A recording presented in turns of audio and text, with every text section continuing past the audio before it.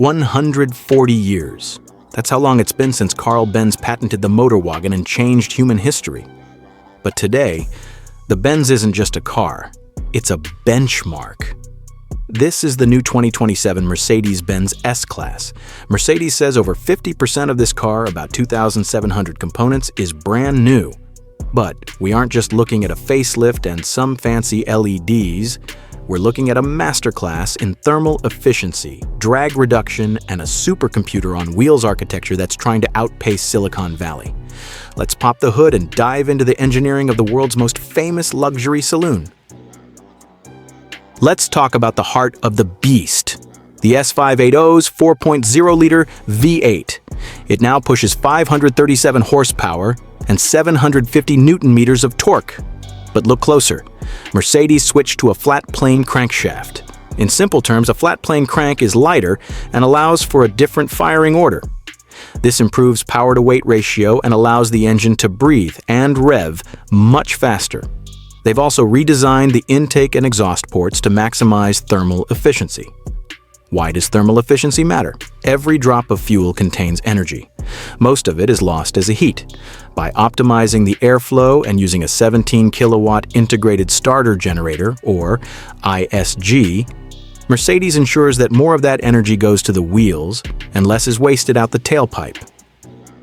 Then there's the magic carpet ride. Well, we have airmatic suspension as standard, but the real wizardry is the e-active body control. It uses a water-cooled supercomputer to talk to the cloud. If another Mercedes 5 miles ahead hits a pothole, your car knows. It adjusts the damping rates in milliseconds before you even reach the bump. And for a car this long, the 10-degree rear axle steering is a game changer. It shrinks the turning circle by 2 meters. It makes this massive limo maneuver like an A-Class in a tight parking garage.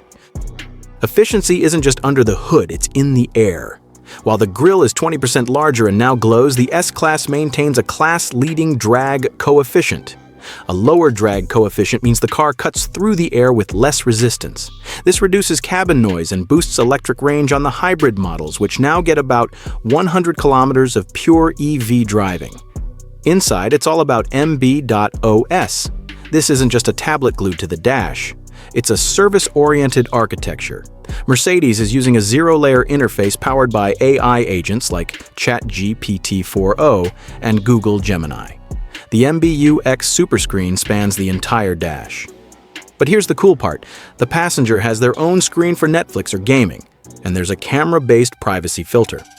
If the driver tries to sneak a peek at the passenger's movie, the screen dims for the driver to prevent distraction. That's engineering for human behavior. This is where the S-Class earns its paycheck. The manufacturer made-to-measure program lets you choose from 150 paints and 400 interior colors. But the real wow factor?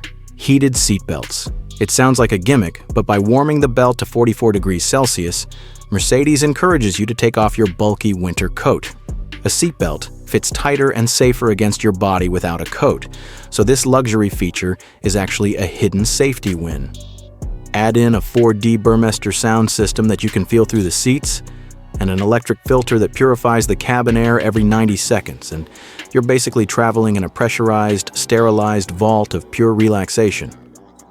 So what's the verdict? The 2027 S-Class isn't just a car for people who've made it. It's a showcase of what happens when you stop looking at specs and start looking at the physics of comfort. It's heavier, smarter, and more personalized than ever. With a starting price of roughly 121,000 euros, it's a massive investment. But for that price, you're getting a V12 ready chassis, a VR10 certified guard protection option, and the most advanced software ever put into a production vehicle. Mercedes didn't just build a car, they built a 140th anniversary gift to themselves, and honestly, they earned it.